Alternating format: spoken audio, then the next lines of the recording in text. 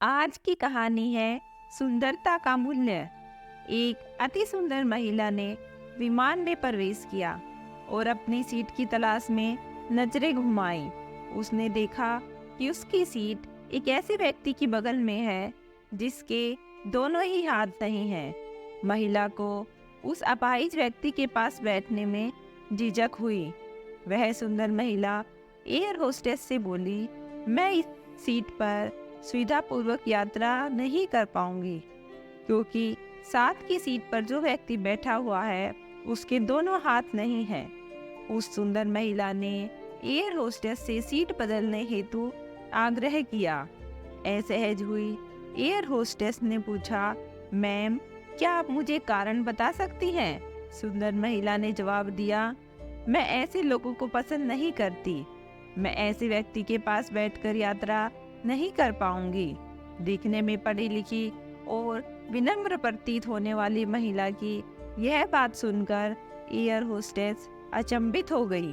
महिला ने एक बार फिर एयर होस्टेस से जोर देकर कहा कि मैं उस सीट पर नहीं बैठ सकती, अतः मुझे कोई दूसरी सीट दे दी जाए। एयर होस्टेस ने खाली सीट की तलाश में चारों ओर नजर घुमाई पर कोई भी सीट खाली नहीं दिखी।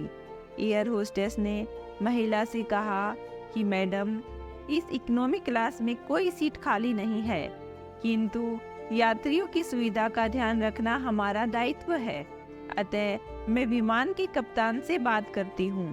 कृपया तब तक थोड़ा धैर्य रखें। ऐसा कहकर होस्टेस कप्तान से बात करने चली गई। कुछ समय बाद लौटने पर उसने महिला को बताया, मैडम, आपको जो असुविधा हुई उसके लिए बहुत खेद है। इस पूरे विमान में केवल एक ही सीट खाली है और वह प्रथम श्रेणी में है। मैंने हमारी टीम से बात की और हमने एक असाधारण निर्णय लिया। एक यात्री को इकोनॉमी क्लास से प्रथम श्रेणी में भेजने का कार्य हमारी कंपनी के इतिहास में पहली बार हो रहा है। सुंदर महिला अत्यंत प्रसन्न हो गई, किंतु इसके पहले कि वह अपनी प्रतिक्रिया व्यक्त करती और एक शब्द भी बोल पाती, एयर होस्टेस उस अपाहिज और दोनों हाथ विहीन व्यक्ति की ओर बढ़ गई और विनम्रता पूर्वक उनसे पूछा, सर, क्या आप प्रथम श्रेणी में जा सकेंगे? क्योंकि हम नहीं चाहते कि आप एक ऐसे यात्री के साथ यात्रा करके परेशान हों। यह बात सुनकर सभी यात्रियों ने ताली बजाकर उस निर्णय का स्वागत किया। वह अति सुंदर देखने वाली महिला तो अब शर्म से नजरें ही नहीं उठा पा रही थी। तब उस अपाहिज व्यक्ति ने खड़े होकर कहा, मैं एक भूतपूर्व सैनिक हूँ और मैंने एक ऑपरेशन के दौरान कश्मीर सीमा पर हुए बम विस्फोट में अपने दोनों हाथ खोए थे। सबसे पहले जब मैंने इस देवी जी की चर्चा सुनी तब मैं सोच रहा था कि मैंने भी किन लोगों की सुरक्षा के लिए अपनी जान जोखिम में डाली और अपने हाथ खोए।